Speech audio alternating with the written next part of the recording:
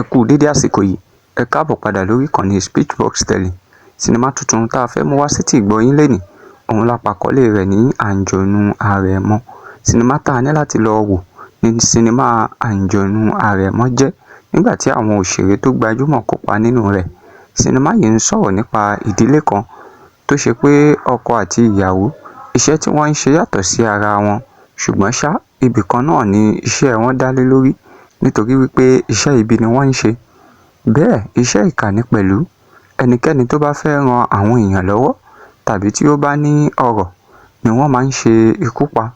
Bákan náà, wọn kò fẹ́ kí ènìyàn fi owó rẹ̀ ṣe àánú. Nínú sinimá yìí, a rí ọlọ́pàá kan tó jẹ́ wípé ó ní igi lẹ́yìn ọgbà. Gbogbo wàhálà arábìnrin ọlọ́pàá yìí láti lè mú Anjonu Aremo kò yọrí sí rere. Bẹ́ẹ̀ ni Anjonu Aremo ṣe ṣekú pa bàbá aláwo tó jẹ́ igi lẹ́yìn ọgbà fún arábìnrin ọlọ́pàá yìí.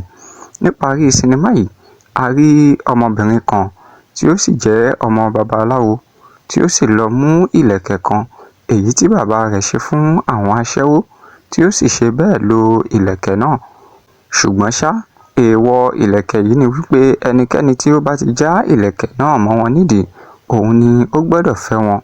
Níbi tí ọmọbìnrin yìí ti ń bá bàbá rẹ̀ sọ̀rọ̀ ni arákùnrin Anjonu Aremo yìí wọlé wá bá wọn tí ó sì já ìlẹ̀kẹ̀ ọmọbìnrin yìí.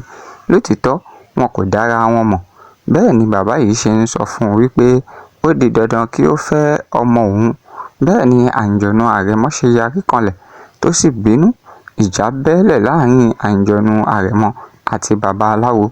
Sinimá tá a ní láti wò ní sinimá yìí jẹ́ Anjonu Aremo làkọ́lé rẹ̀.